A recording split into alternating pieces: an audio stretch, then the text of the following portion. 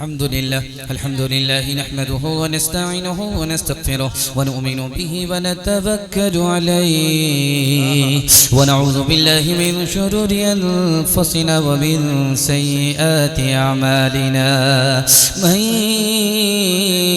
यहदिहिल्लाहु फला मुदिल्ल लहु व मन युद्लिल फला हादिय लहु व नशहदु अन ला इलाह इल्लल्लाहु वहदहु ला शरीका लह व नशहदु अन्न सय्यदना व नबियना व हबीबना व शफीअना व सनदना व इमामना व मौलाना मुहम्मदन अब्दुहु व रसूलुहु सल्लल्लाहु अलैहि व अला आलिहि व सहबिहि व बारक व सल्लम तस्लीमन कसीरन कसीरा अम्मा बअद फअऊज़ु बिल्लाहि मिनश शैतानिर रजीम बिस्मिल्लाहिर रहमानिर रहीम वल्आखिरतु खैरुन व अबक़ा सदक़ल्लाहु मौलाना अज़ीम व क़ाल नबी सल्लल्लाहु अलैहि वसल्लम फ़आसिरू मा यबक़ा अला मा यफ़ना औ कमा क़ाल अलैहि सलातु वस्सलाम सुब्हानल्लाहि व बिहम्दिहि सुब्हानल्लाहिल अज़ीम व बिहम्दिहि अस्तग़फिरुल्लाह सल्लल्लाहु अला सय्यिदिना मुहम्मद सल्लल्लाहु अलैहि वसल्लम अल्लाहुम्मा सल्लि अला सय्यिदिना मुहम्मद या रब्बी सल्लि अलैहि वसल्लिम। ये दुनिया भी अजब सराय क्या फानी देखी अल्लाह हर चीज यहाँ की आनी जानी देखी क्या मखमली आवाज जो आके न जाए वो बुढ़ापा देखा जो जाके न आए वो जवानी देखी अपने बेनूर चरागों को ज़िया दी जाए न कि हम साए की क़िंदील बुझा दी जाए न कि हम साए की कब्र का चौखटा खाली है उसे मत भूलो कब्र का चौखटा खाली है उसे मत भूलो जाने कब कौन सी तस्वीर लगा दी जाए जाने कब कौन सी तस्वीर लगा दी जाए जाने कब कौन सी।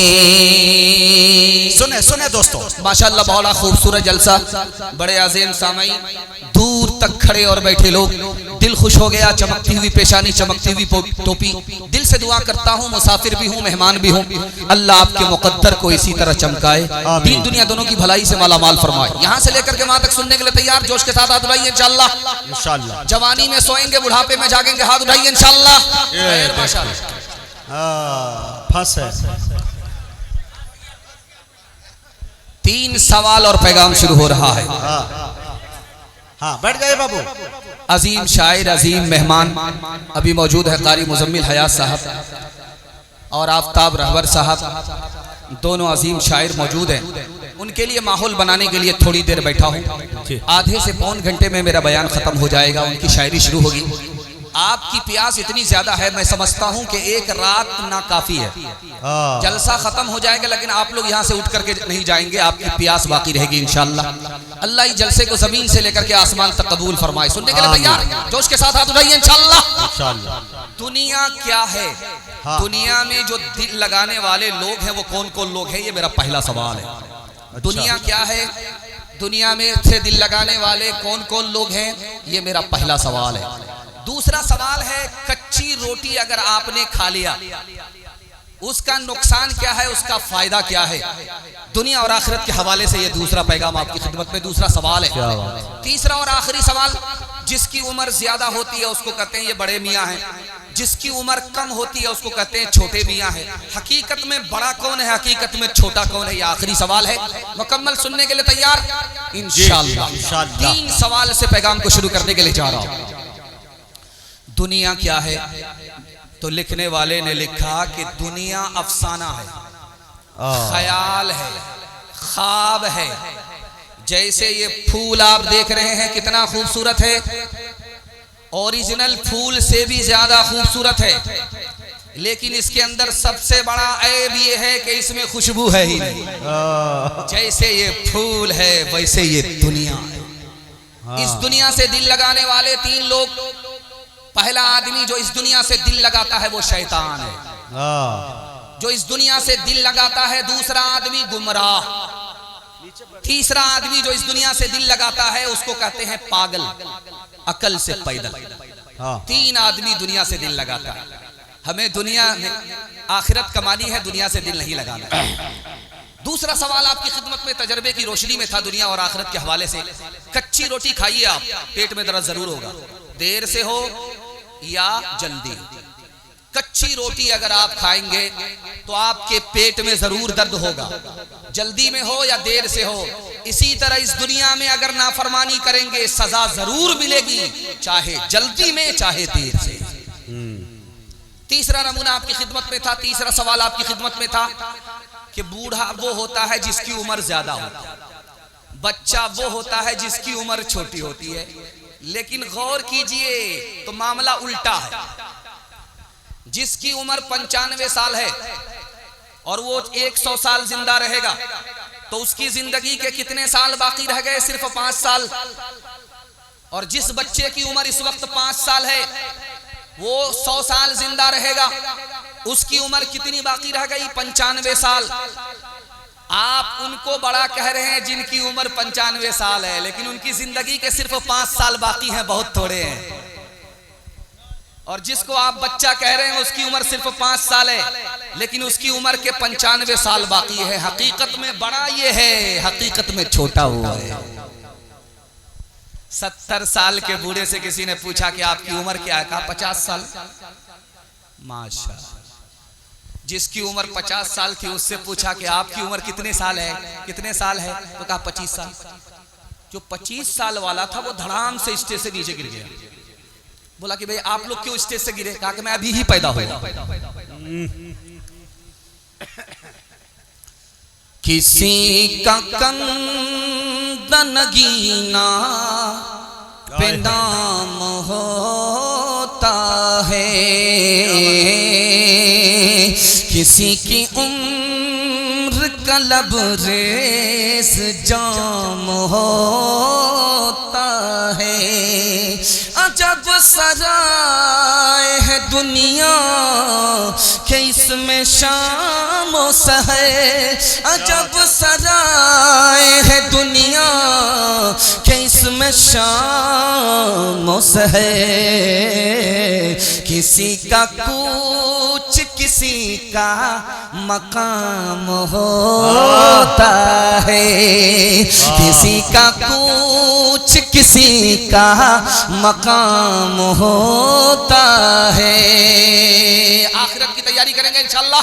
इंशाअल्लाह रमजान के बाद टोपी जेब में, कुरान ताक पर हाथ उठाइए इंशाअल्लाह। खैर माशाअल्लाह 2-3 आदमी फंस रहे, बाकी सब लोग डिस्क ब्रेक मार करके साबित कर रहे हैं कि वो यही हैं, कहीं और नहीं गए। क्या बात। अभी आपने थोड़ी देर पहले, कुछ महीना पहले सोशल मीडिया के हवाले से सुना है कि एक बस जा रही थी मक्के से मदीना। वो पूरी बस तेल के टैंकर से टकरा गई, और जब टकरा गई तो सब लोग उसमें जल करके कोयला बन गए, राख हो गए। लोग कहते हैं बड़े बदकिस्मत लोग थे, घर हिंदुस्तान से गए वापिस नहीं हुए, वहीं मर गए। लेकिन मैं कहता हूं वो बड़े खुशकिस्मत थे, पैदा तो हुए हिंदुस्तान में, जन्नतुल बकी में दफन होना मुकद्दर हो गया। सुभान नेशनल हाईवे पर बस गिर गई, जिंदा लोगों को लोग निकालने लगे, तो उसमें कुछ लोगों को हाथ में चोट आई, किसी का पांव टूटा, किसी का सर फूटा। एक औरत को जब जिंदा निकाला जा रहा था तो बहुत ज्यादा चिल्ला रही, आसमान को सर पे उठा रही। उससे किसी ने पूछा कि तुम्हारा क्या हुआ? कहा मेरी उंगली कटी। कहा यहाँ हाथ टूट गए, पैर टूट गए, सर फूट गया, सब लोग खामोश है, मायूस है, और तुम एक उंगली के वास्ते इतना चिल्ला रही हो। तो उस औरत ने कहा ये तो पूछो कौन सी उंगली कटी है? जिससे शौहर को नचाया करती थी वही उंगली कटी है। मेरा बड़ा भारी नुकसान। एक किताब है, उसका नाम है फतावा शामी। उस किताब में लिखा है आपका दिल बड़ा खुश होगा, जब मुसीबत का सामना होगा तो आपका दिल बड़ा खुश होगा। उस किताब में लिखा है कि किसी को एक रात बुखार आया, सुबह को बुखार टूट गया, खुदा अपने बंदे पर कितना मेहरबान, आपका दिल खुश हो जाएगा, कलेजा पहाड़ हो जाएगा। एक रात सिर्फ बुखार आया, और बुखार इतना खतरनाक मर्ज है कि बाल बाल में घुस जाता है, नाखून में घुस जाता है, मुंह का मजा खराब हो जाता है, आदमी पांव से लेकर के सर तक बेचैन हो जाता है, न बिस्तर पर चैन है न घर में सुकून है, बेचैन हो जाता। सुबह को बुखार टूटा, शाम में बुखार था, अल्लाह की तरफ से उस बंदे को क्या मिला? तो उस किताब में लिखा है कि एक रात के बुखार पर सब्र करने के नतीजे में 1 साल का गुनाह अल्लाह माफ फरमा देता है। एक आदमी दूसरे का खाता था और अपना बचा, उसका पेट था कि इंडिया गेट, खा करके जो नींद आई तो सो गया, और सोने से पहले कहता था क्या कि खुदा की खुदाई कैसी है, कैसा खुदा है। उसको तो फल पैदा करना नहीं आता, नौज़बिल्लाह। तरबूज कितना बड़ा पैदा कर दिया, दरख्त इतना छोटा, आम कितना छोटा कर दिया, दरख्त कितना बड़ा। इतना बोल करके खा करके अभी सोया ही था, अल्लाह को दिखाना क्या था, कैलूले में था। टहनी से आम का एक फल टूट करके उसकी आंख पर गिरा, उसकी आंख फूट गई। जब वो सो करके उठा, आंख फूट गई, फल को देखता है, कहता माशाअल्लाह, अल्हम्दुलिल्लाह, सुभान अल्लाह।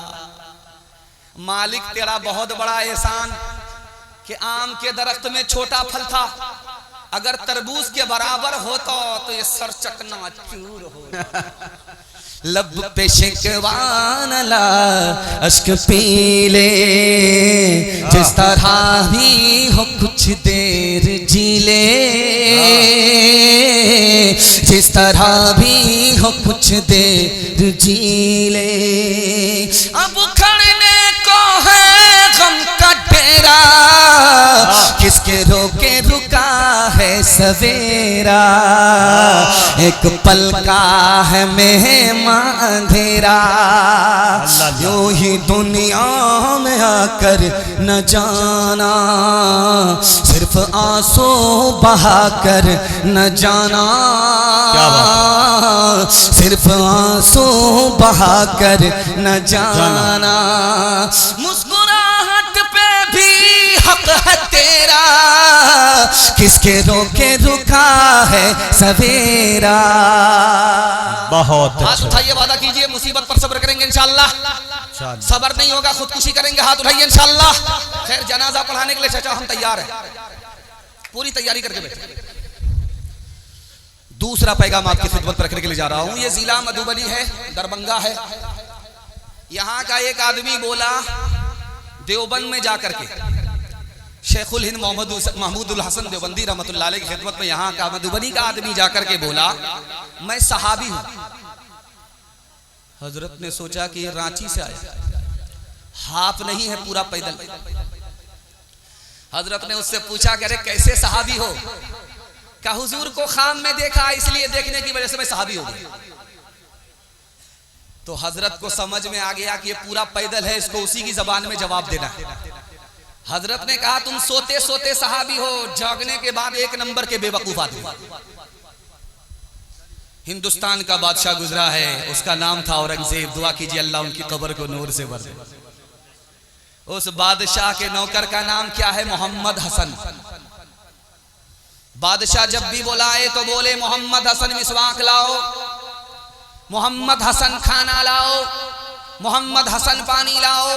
एक मर्तबा बादशाह के मुंह से निकल गया हसन मिसवाक लाओ। वो नौकर दौड़ करके गया लोटे में पानी लेकर के।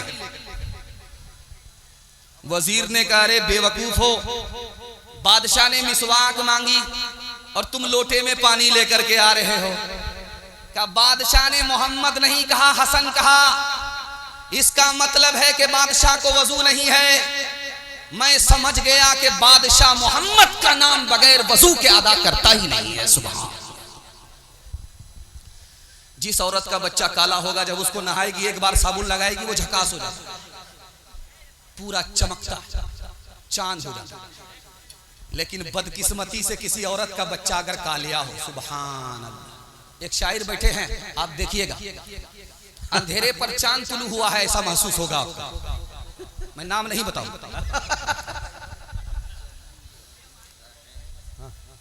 जिस औरत का बच्चा काला होता है। ये एक बच्ची गुम हो गई मुफ्ती साहब, यहाँ बच्चे और बच्ची बड़े गुम हो रहे हैं।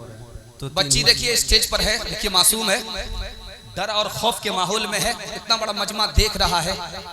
तो देखिए जिसकी बच्ची है उसको इत्तला दे दीजिए।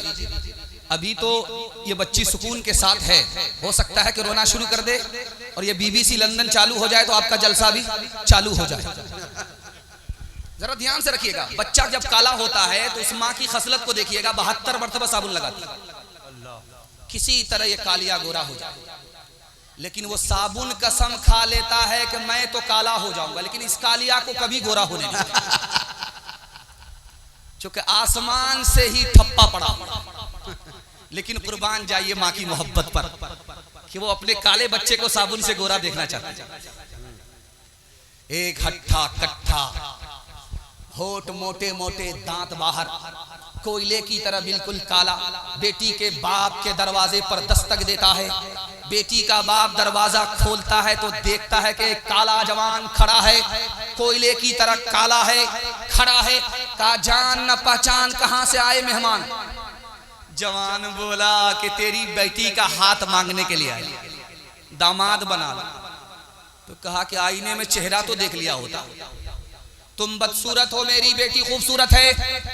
तुम नौकर चाकर हो, मेरी बेटी मालदार है। रिश्ता मंजूर नहीं हो सकता।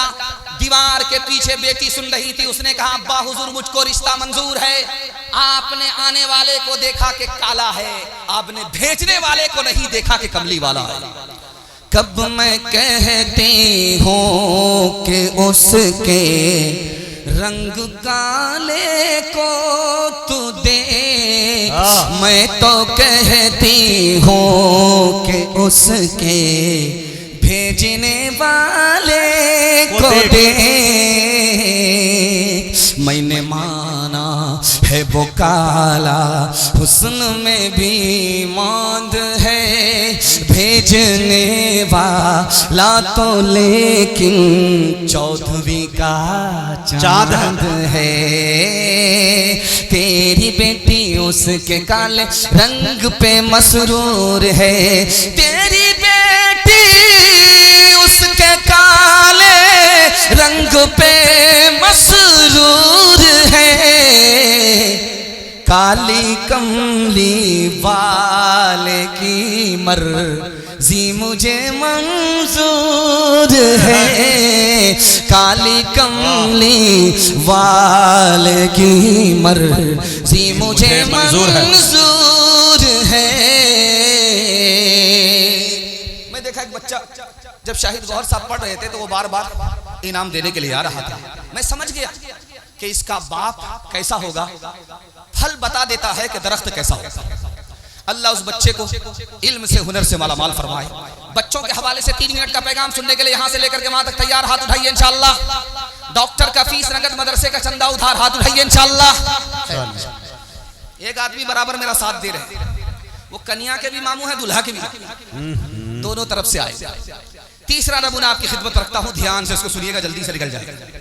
पानीपत है, वहां एक बच्चा पढ़ने के लिए बिहार का पहुंचा, तो मोहतमीम साहब ने मोहल्ले के लोगों से हाथ जोड़ करके कहा कि यह बच्चा इतनी दूर बिहार मधुबनी से आया है, पढ़ने के लिए आया है, कुरान पढ़ने के लिए आया, इसके खाने का इंतजाम कर दो। एक आदमी भी तैयार नहीं।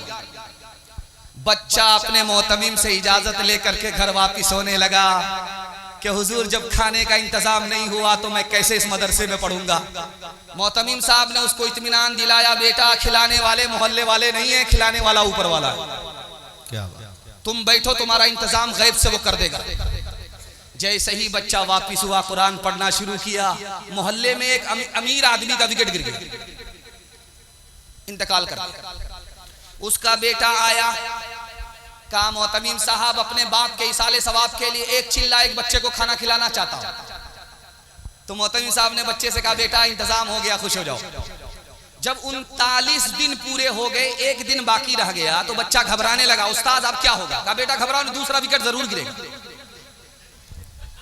दूसरे मोहल्ले में दूसरा विकेट गिर गया, एक चिल्ले का इंतजाम हो गया, हर चिल्ले पर एक विकेट गिर रहा है।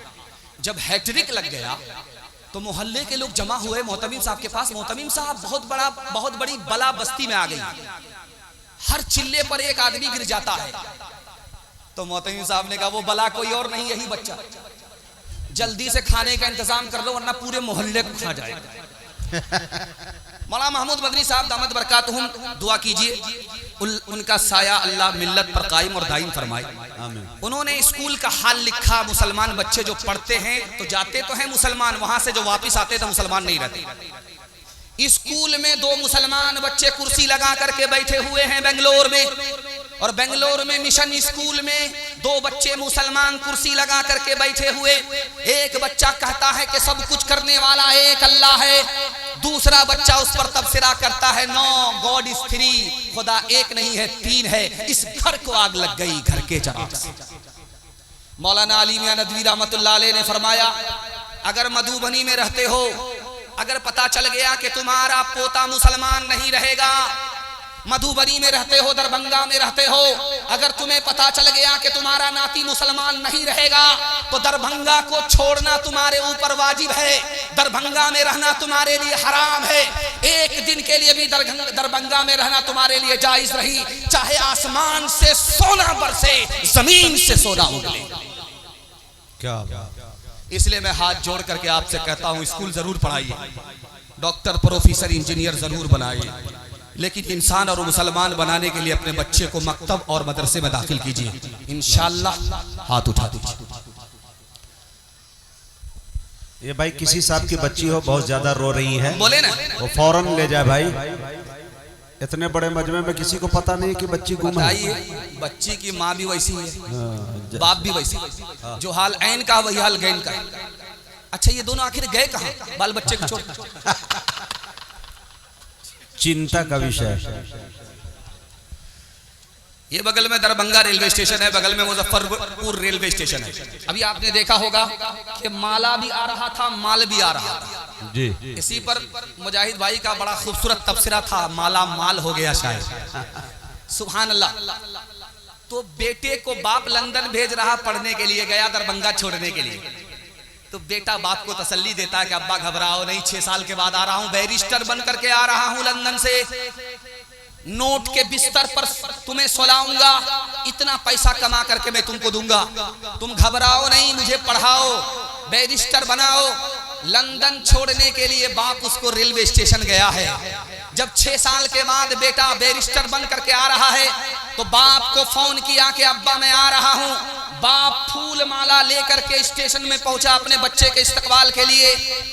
जब बेटा ट्रेन से उतरता है, इधर आप हमारी तरफ तवज्जो कीजिए, वो बच्चा ठिकाने लग जाए। अगर माँ बाप नहीं मिलेंगे, उधर है, उधर देखिए, मिल गया। ये जिसकी भी बच्ची हो उससे 5000 रुपया कमेटी वाले ले, फिर उसको दे, इस जुर्म में के बड़ी ताखीर में है जी। गौर कीजिएगा, डिस ब्रेक मार करके आखिरी नमूने पर पैगाम को खत्म कर रहा हूं। दुआ करता हूं आपके बच्चों के लिए, अल्लाह आपके बच्चे को मुसलमान भी बनाए और दुनिया की भलाई से आपके बच्चे को मालामाल फरमाए। तो जब वो ट्रेन से उतरा बैरिस्टर बन करके 6 साल के बाद, तो बाप से ही कहता है तुम कौन हो, मैंने तुमको पहचाना नहीं। अल्लाह। बाप बूढ़ा जरूर था मगर बड़ा सियाना था, कहा हमको नहीं पहचाने, तुम्हारी जो खाला है वो मेरी साली है और तुम्हारा जो मामू है वो मेरा साला है। सारी खुदाई एक तरफ, जोरू का भाई एक तरफ। स्कूल में कॉलेज में पढ़ाओ उन्हें लेकिन आसार ज़माना भी दिखाओ उन्हें, लेकिन आसार ज़माना भी दिखाओ इन्हें, लेकिन बच्चों को अपने दीन से हरगिज़ न हटाओ। हर घर में कोई हाफिज कुरान बनाओ, हर घर में कोई हाफिज कुरान बनाओ। कुरान का पढ़ना तुम्हें जन्नत दिलाएगा, दुनिया की मुसीबत से सदा ये बचाएगा, दुनिया की मुसीबत से सदा ये बचाएगा।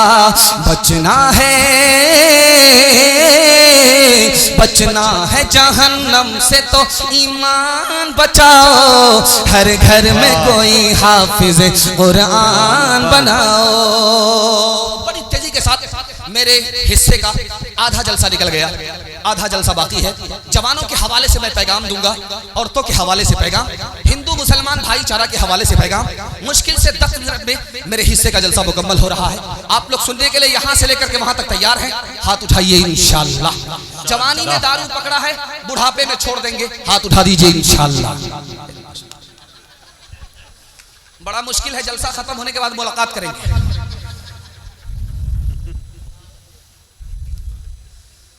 लाल कुर्ता सुरमा लगा करके जुमा के दिन जा रहा है नमाज पढ़ने के लिए। बीवी ने कहा कि बूढ़ी घोड़ी लाल लगा, इतनी तैयारी करके कहां जा रहे? कहा जुमा पढ़ने के लिए। कहा कि दाल में जरूर काला है, कहीं दूसरी शादी करने तो नहीं जा रहे? अस्तगफिरुल्लाह अस्तगफिरुल्लाह। बीवी ने कहा जब इरादा ठीक है तो एक गिलास मेरे हाथ से पानी पी लो। पानी क्या पीना था, 3 दिन बेहोश हो। उसके बाद जो होश आया तो वजू करके जाने लगा। तो बीवी ने कहा कहां जा रहे? कहा जुमा पढ़ने। कहा जुमा नहीं, इतवार है।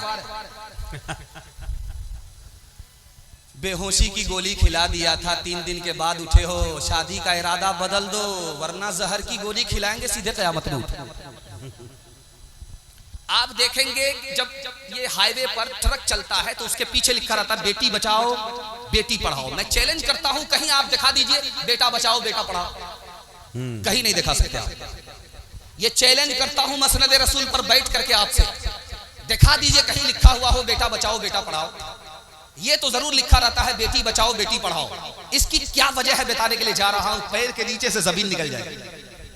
इस हिंदुस्तान में 1 साल में 10 लाख लड़कियों को मारा जाता है, और ये मारने वाले कौन है? घर के लोग हैं, और आम लोग नहीं है, माँ बाप है। कैसे मारते हैं? आप खून के आंसू रोएंगे। अल्ट्रासाउंड मशीन ने अगर बताया कि बेटी है बेटा नहीं है, जल्ले तू जलाल तू इस बला को टाल। उसको गिरा दिया। गिराने के नतीजे में 1 साल में 10 लाख लड़की को मार दिया गया। इसलिए जगह जगह लिखा रहता है बेटी बचाओ बेटी पढ़ाओ। ये मारते क्यों हैं? कि बेटी पैदा होगी तो कंगाल हो जाएगी, और बेटे को बचाते क्यों हैं? बेटा पैदा होगा माला माल हो जाएंगे। मीठा मीठा हक हक कड़वा कड़वा थू थू। और जानते हैं ये कुर्सी है, ये तो कुर्सी वाइट कुर्सी है।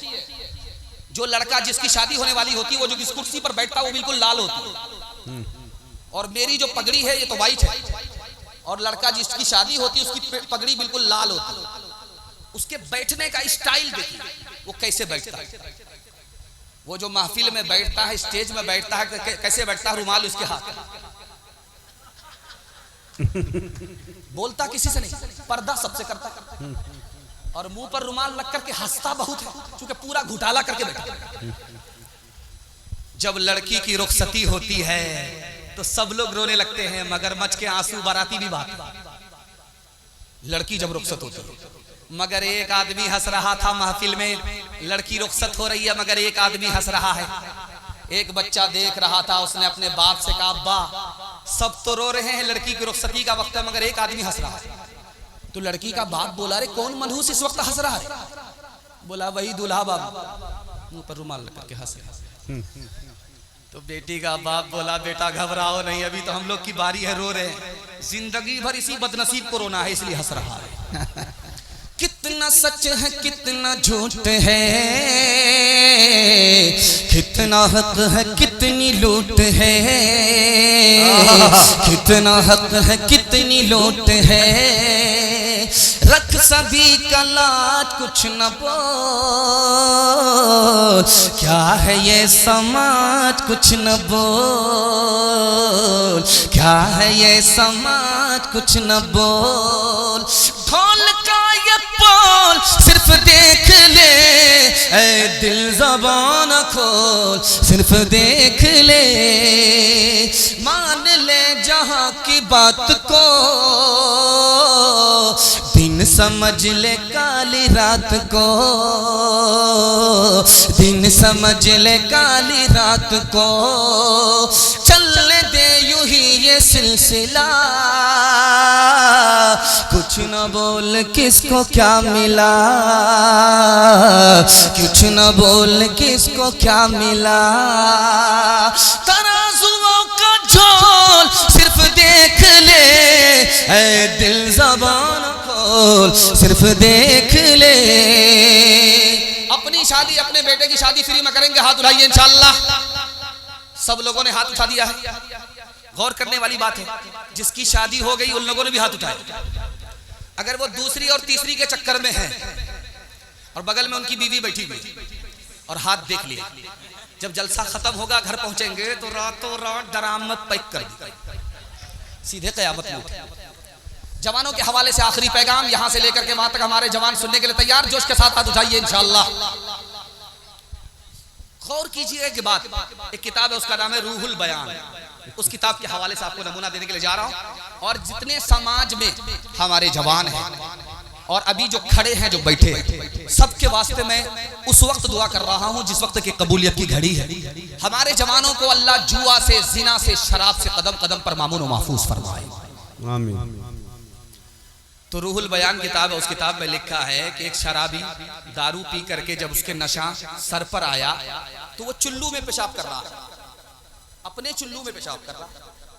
जब पेशाब जमा हो गया उसके चुल्लू में तो मुंह धो रहा है और दुआ क्या पढ़ रहा था, अल्हम्दुलिल्लाहिल्लज़ी जाअल इस्लाम नूरा वल माअ तहूरा। तो उस किताब में लिखा है कि दारू की खबासत देखिए, दारू की नहूसत देखिए, हलक के नीचे आई, अकल से पैदल हो गया, शराब को पेशाब को पानी समझ करके अल्लाह का नाम लिया, सीने से ईमान चला गया। एक दारू आई, अकल अलग गई, ईमान अलग गया, धोबी का गधा न घर का रहा न घाट का।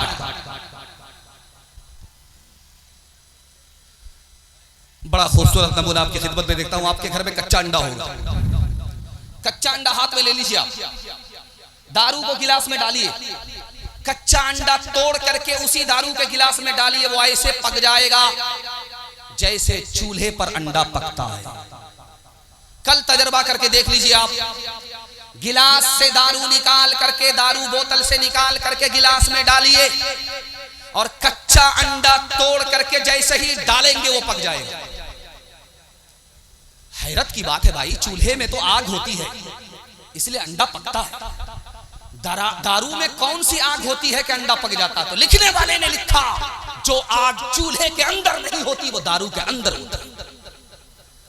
आखिरी नमूना आपकी खिदमत में देता हूं, दारू पीता नहीं है मगर दारू पीने वाले के साथ बैठता है, जुआ खेलता नहीं मगर जुआ खेलने वाले के साथ बैठता है, जिना करता नहीं मगर जिनाकार के साथ बैठता है। बाप ने नसीहत किया, बेटा गलत आदमी के साथ बैठोगे गलत बन जाओ। तो बेटे को जोश था, खफा होकर के बोला, अब्बा वो खराब है, अपनी जगह मैं सही हूं। बाप को समझ में आया इसको समझाना पड़ेगा। बाप ने कहा कि बेटा बेनी पट्टी से जाओ, मधुबनी जाओ, एक पेटी सेब खरीद करके लाओ।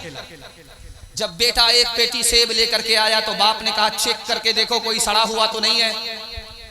बेटे ने जो चेक किया तो एक सेब सड़ा हुआ, एक दाना सड़ा हुआ, बाकी सब सलामत है। बेटा उसको पेटी से निकाल करके जब फेंकने लगा तो बाप ने कहा बेटा ये खराब है अपनी जगह, ये सही है अपनी जगह, पेटी में रहने दो, पेटी से बाहर मत निकालो, 3 दिन के लिए पेटी बंद करो, 3 दिन के बाद देखना। 3 दिन के बाद जब बेटे ने पेटी को खोला पूरी पेटी सड़ गई।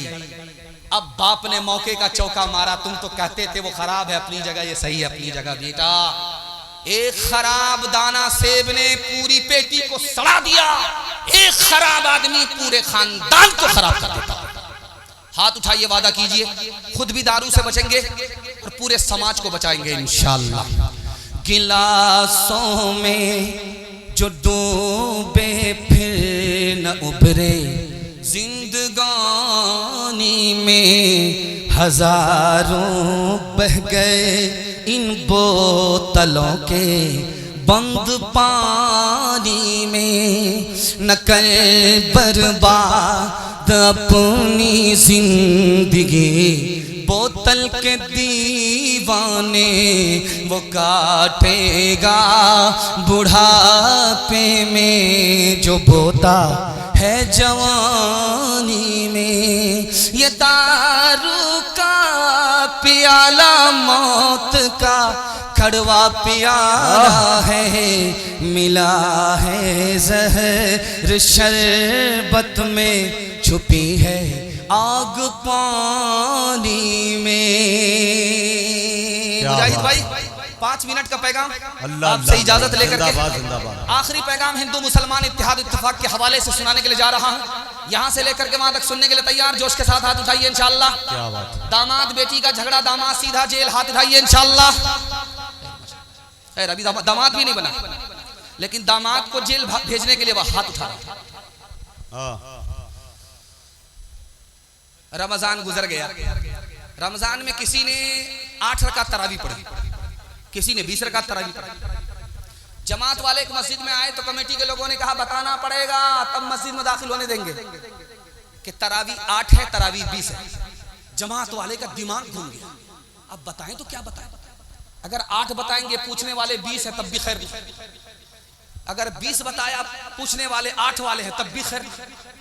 जमात वाले ने दिमाग लगा करके कहा कि भाई साहब, जो लोग 8 पढ़ते हैं वो थोड़ा कम पढ़ते हैं मगर पढ़ते हैं, जो लोग 20 पढ़ते हैं वो कुछ ज्यादा पढ़ते हैं मगर पढ़ते हैं। हम इन दोनों के लिए नहीं आए, हम तो उनको ढूंढने के लिए आए हैं जो ये भी नहीं पढ़ते वो भी नहीं। हिंदू मुसलमान का मजमा था, एक तरफ मुसलमान बैठे थे, दूसरी तरफ हिंदू बैठे हुए थे। तो इधर के लोगों से कहा तुम लोग कौन हो? तो कहा हम लोग हिंदू है। क्या खड़े हो जाओ। महात्मा गांधी जी ने कहा तुम लोग जो हिंदू हो तो खड़े हो जाओ। इधर के लोगों से कहा तुम लोग कौन हो? कहा हम लोग मुसलमान है। खड़े हो जाओ। दोनों को खड़ा किया और महात्मा गांधी ने हिंदू से कहा तुम सर पर हाथ रखो, मुसलमान से कहा तुम सीने पर हाथ रखो। मुसलमान से कहा कि देखो हमने मुसलमान से मीम को निकाला, हिंदू से कहा कि हमने हिंदू से हा को निकाला, हा को हिंदू से निकाला, मुसलमान से मीम को निकाला। उसके बाद देखो मैंने क्या किया, महात्मा गांधी जी ने कहा हा को जब मीम से मिलाया तो हम हो गया। हम दोनों हिंदुस्तानी हैं, दोनों का मुल्क एक है, तो एक दूसरे से झगड़ा मत करना, एक दूसरे के झगड़े को खत्म करना। सुभान अल्लाह। चाहे दरभंगा हो चाहे मधुबनी हो, अलविदा जुमा में एक ऐलान हुआ था, उस ऐलान को सुनाता हूं, पैगाम को खत्म कर रहा हूं। आपको बिल्कुल बाईपास ले जा रहा हूं। सिर्फ 5 मिनट का मेरा पैगाम बाकी रह गया, सिर्फ 2 पैगाम, औरतों के पर्दे के हवाले से और माँ बाप की खिदमत के हवाले से, सिर्फ 2 पैगाम बाकी। दरभंगा में भी वही ऐलान, मधुबनी में भी वही ऐलान, मुजफ्फरपुर में भी वही ऐलान। क्या? अलविदा जुमा में क्या ऐलान था? माइक पकड़ करके इमाम साहब खड़े हुए, लोगों ऐलान सुनो, आखिरी जुमा है, ईद की नमाज ईदगाह में 7:30 बजे होगी, 8:30 बजे होगी, 9:30 बजे होगी। जैसे ही ऐलान हुआ एक आदमी बीच से खड़ा हुआ, इमाम साहब ऐलान वापिस लो, ईद की नमाज मस्जिद में पढ़ोगे तो पढ़ूंगा, ईदगाह में पढ़ोगे कभी नहीं पढ़ूंगा। इमाम साहब ने कहा इसको क्या हो गया भाई, जुमा की नमाज मस्जिद में पढ़ी जाती है, ईद की नमाज आम हालत में ईदगाह में पढ़ी जाती है। उसने कहा तुमको क्या परेशानी? कहा परेशानी मेरे भाई का 10 साल से केस चल रहा है और वो मनहूस ईदगाह में पढ़ता है, उस शैतान के साथ मैं ईदगाह में कभी नहीं पढ़ी। तो इमाम साहब को समझ में आ गया इसके घर का झगड़ा है, खत्म कर देते हैं। अरे 1 मिनट में तुम्हारा झगड़ा खत्म कर देते हैं। तुम्हारा भाई भी ईदगाह में नमाज पढ़ेगा, तुम भी ईदगाह में नमाज पढ़ोगे, वो एक किनारे नमाज पढ़ेगा, तुम एक किनारे नमाज पढ़ोगे। जब नमाज खत्म हो जाएगी वो एक रास्ते से चला जाएगा, तुम एक रास्ते से चले जाओगे। सांप भी मर गया, लाठी भी न टूटी। तो खफा होकर के कहता है कि इमाम साहब आप एक किनारे की बात करते हो, अगर मुझे पता चल गया कि मेरा भाई जन्नत में गया है तो मैं जन्नत में भी नहीं जाऊंगा। जिंदाबाद जिंदाबाद ऐ मोहब्बत जिंदाबाद, जिंदाबाद जिंदाबाद ऐ मोहब्बत जिंदाबाद। मंदिर में तो मस्जिद में तो तू ही है ईमानों में, मुरली की तानों में तो और तू ही है आजानों में, मुरली की तानों में तो और तू ही है आजानों में। तेरे ही दम से, तेरे ही दम से तीनों धर्म की दुनिया है आबाद। जिंदाबाद जिंदाबाद ऐ मोहब्बत जिंदाबाद, जिंदाबाद जिंदाबाद ऐ मोहब्बत जिंदाबाद। औरतों के हवाले से पैगाम ज़हमत तमाम, सिर्फ 2 पैगाम, 3 मिनट का पैगाम मेरे हिस्से का मुकम्मल हो रहा है। दुआ करता हूँ अल्लाह हमारी माँ और बहनों की आबरू और ईमान की कदम कदम पर हिफाजत फरमाए। यहाँ से लेकर के वहाँ तक सुनने के लिए तैयार, हाथ उठाइए इंशाअल्लाह। बहन से ज्यादा साली पर मेहरबान होंगे। खैर माशाअल्लाह, इस बार पहली बार फंसे हैं सब लोग। क्या बात। इस बार मैंने दूसरा सवाल पहली बार कर लिया, पहला सवाल दूसरी बार के लिए छोड़। शादी के 4 महीने के बाद औरत को बच्चा हो तो घबरा करके शौहर से कहा इसका क्या नाम रखे, तो 4 महीना में पैदा हो गया।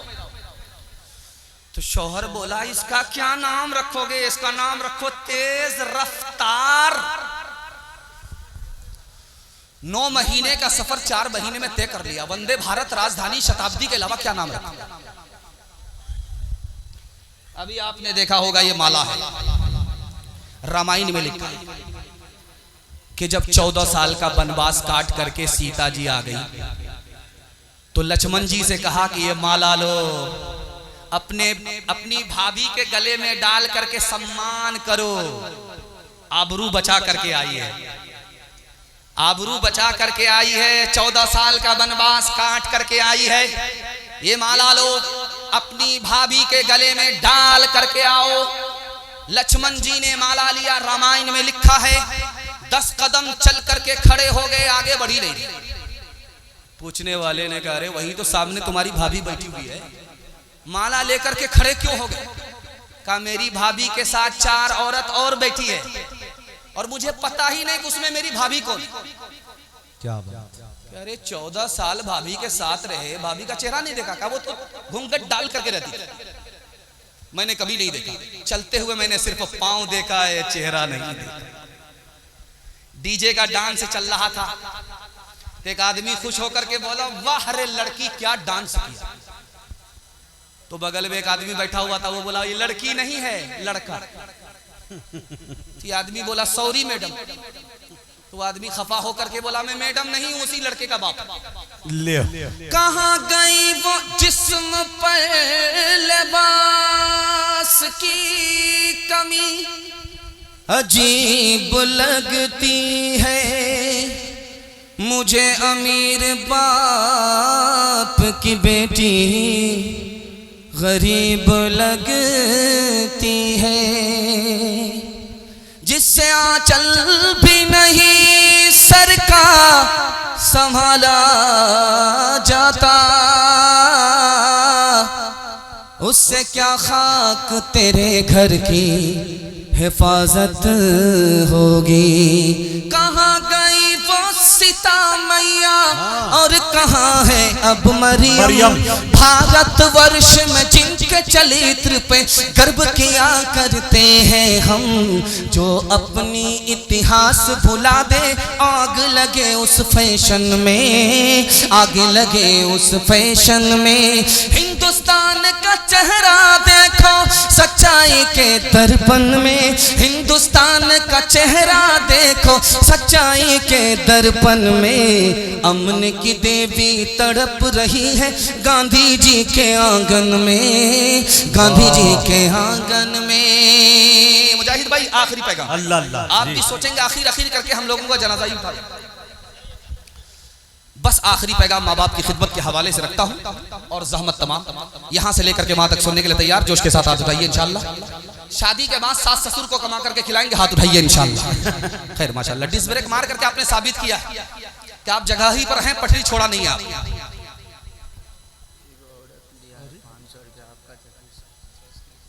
एक खातून ने 500 रुपए दिया है पर्दे के हवाले से पैगाम सुनकर। मैं दुआ करता हूँ अल्लाह उनकी आबरू और ईमान की कदम कदम पर हिफाजत फरमाए, आमीन। उनके इस सदके को मस्जिद के लिए अल्लाह कबूल फरमाए, आमीन। आखिरी पैगाम ज़हमत तमाम। किसी औरत को आप देखिएगा कुर्सी पर बैठी है, गाल पर हाथ है, समझ जाइए बहुत भारी मुसीबत, बहुत भारी औरत है, गाल पर हाथ है। उसके किसी रिश्तेदार ने कहा रे तुमको कौन सी मुसीबत है, कौन सा गम है? होटल जैसा खाना मिला, चांद जैसा शौहर मिला, जन्नत जैसा घर है, तुमको कौन सा सदमा है? माँ की हस्ती कितनी बड़ी हस्ती होती है, आपके दिल तक पहुंचा रहा है। उस औरत ने कहा सदमा 4 साल हो गए, गोद में कोई बच्चा नहीं, बच्चे के बगैर न घर अच्छा लगता है, न खाना अच्छा लगता है, न रात अच्छी लगती है, न दिन अच्छा लगता है। माँ बाप की वो हस्ती है, बच्चा है तो पूरी कायनात है, बच्चे के बगैर सब कुछ अंधेरा है, कुछ भी अच्छा नहीं लगता। दूसरे नमूने को बहुत ध्यान से सुनिएगा। आपका बच्चा कहां जाता है? पंजाब। जब वापिस आता है तो माँ बाप को फोन करता है अब्बा मैं आ रहा हूं, बीवी को फोन करता है मैं आ रहा हूं, बेटे से कहता मैं आ रहा हूं। जब वो दरभंगा रेलवे स्टेशन पहुंचता है तो रात हो जाती है, और जब सुबह को वो घर में पहुंचता है तो क्या देखता है कि बीवी पांव फैला करके सो रही है, बेटा खर्राटा ले रहा है। बूढ़े माँ बाप रात से जाग करके अपने मुसाफिर का इंतजार कर रहे हैं। ऐसी हस्ती सिर्फ माँ बाप की है क्या और किसी और की नहीं है। आखिरी नमूना आपकी खिदमत में देता हूं, पैगाम को खत्म कर रहा हूं। कभी बेटे का झगड़ा बाप से होता है, कभी बाप का झगड़ा बेटे से होता है। दोनों झगड़े का फर्क दिखा रहा हूं, पैगाम को खत्म कर रहा हूं। आपने जितना अच्छा सुना उतना अच्छा मैं नहीं सुना सका। मैं दुआ करता हूं अल्लाह आपके माँ बाप की उम्रों में बरकत अता फरमाए, उनकी खिदमत से अल्लाह आपको जन्नत नसीब फरमाए। बेटे का झगड़ा जब बाप से होता है, बाप का झगड़ा जब बेटे से होता है, दोनों झगड़े का फर्क दिखा रहा हूं, पैगाम को खत्म कर। जब बाप का झगड़ा बेटे से होता है, घर छोड़ करके भाग जाता है, शाम में भागा सुबह को लौट जाता है, सुबह को भागा शाम में लौट जाता है, तो बेटा ताना मारता है अब्बा जब आना था तो भागे क्यों, भागना था तो आए क्यों? तो बाप का जवाब सुनिए, कलेजा मुंह को आ जाए। बाप ने कहा बेटा मैं खफा होकर भाग तो गया, लेकिन वहां जाकर के सोचा कि तुम्हारे सिवा मेरा है कौन। मेरी नफरत पर तुम्हारी मोहब्बत गालिब आ गई, इसलिए बेशरम होकर के तुम्हारे घर वापिस आती। लेकिन जब बेटे का झगड़ा बाप से होता है, ऐसा खफा होता है सीधा ससुराल पकड़ लेता है, जीते जी कभी नहीं लौटता। जब मस्जिद के माइक से ऐलान होता है कि तुम्हारा बाप मर गया, तो मगरमच्छ के आंसू बहा करके आते। ओ जालिम, अब आंसू बहाने से क्या होगा? सांप तो निकल चुका, लकीर को पीट करके कुछ नहीं होगा। तुम्हारे माँ बाप तुमको माफ कर देते थे, तुमने माँ बाप से बदला ले लिया। हाथ उठाइए, वादा कीजिए माँ बाप को माफ करेंगे, बदला नहीं लेंगे। हाथ उठा दीजिए इंशाअल्लाह। रो रो के मांगती हूँ तेरे लिए दुआएं, मर जाऊं तेरे बदले लेकर तेरी बलाएं। क्या बात। जीवन मिटा के अपना जीवन तेरा बचा लूं, दिल में तुझे छुपा लूं, ओ मेरे लाला जा। तेरे लिए हूँ पागल, आखिर को माँ हूँ तेरी, जग में रहे तो जिंदा, उजड़े न गोद मेरी।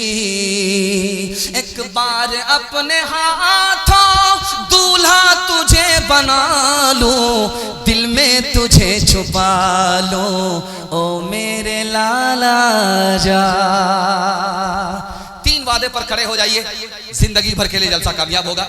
हाथ उठाइए, वादा कीजिए अल्लाह की इबादत करेंगे इंशाअल्लाह। हाथ उठाइए, वादा कीजिए रसूलुल्लाह की इताअत करेंगे इंशाअल्लाह। हाथ उठाइए, वादा कीजिए मखलूक की खिदमत करेंगे इंशाअल्लाह। न किताबों से, नवाजों से, नजर से पैदा, दीन होता है बुजुर्गों की नजर से पैदा। नहीं सिखाई इन्होंने दीन रहकर शेख के घर में, पले कॉलेज के चक्कर में मरे साहब के दफ्तर में।